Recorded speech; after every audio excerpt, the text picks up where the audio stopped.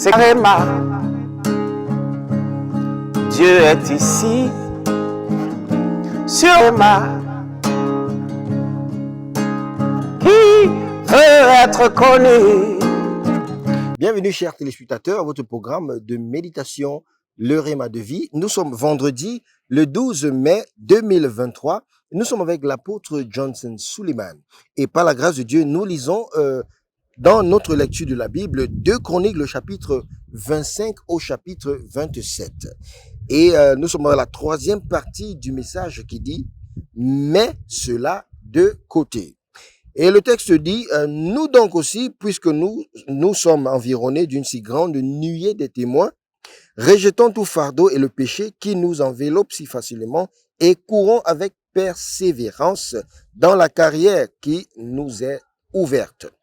Hébreux chapitre 12, le verset 1. Tout péché dans la vie d'un homme l'empêchera finalement d'accéder à son trône. Satan, qui est le maître pécheur, déjà condamné pour l'éternité, est tombé à cause du péché et il veut que d'autres le rejoignent. Alors, il les attire avec le plaisir trompeur du péché afin de les déconnecter de leur héritage en Christ. C'est pourquoi, enfant de Dieu, tu dois mettre ce péché de côté maintenant que tu en as le temps. Géasi a dû collecter des choses secrètement derrière son maître. Aucun serment n'a pu le faire cesser jusqu'à ce qu'il ose à nouveau quand Naaman est venu et le jugement est tombé sur lui. Enfant de Dieu, il est vraiment temps de mettre ce péché de côté et de profiter d'une grâce peu commune. Il est vraiment temps de marcher dans la pureté et de voir Dieu se manifester en toi et à travers toi.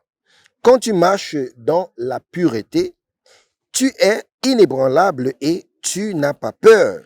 Et la Bible dit quelque chose. Pour toi, dirige ton cœur vers Dieu, étends vers lui tes mains, éloigne-toi de l'iniquité. Et tu ne laisses pas habiter l'injustice sous ta tente. Donc alors tu lèveras ton front sans tache, tu seras ferme et sans crainte. Job chapitre 11, le verset 13 au verset 15. Donc la peur est une ouverture pour le diable car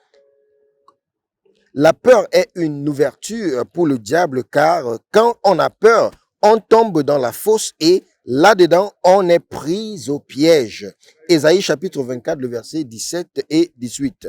Seule la pureté permet d'échapper à la peur.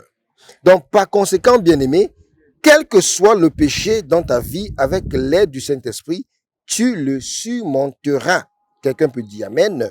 Mais il faut une forte détermination, de l'autodiscipline, une conscience de la parole et de la prière dans le Saint-Esprit pour vaincre le péché. Donc décide de marcher dans l'esprit et tu n'accompliras pas les convoitises de la chair, comme dit la Bible dans Galates chapitre 5, le verset 16.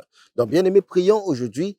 La prière dit, mon Père, pendant que je prie, enlève tout péché caché dans ma vie. Enlève tout péché caché dans ma vie. Au nom puissant de Jésus, nous avons prié.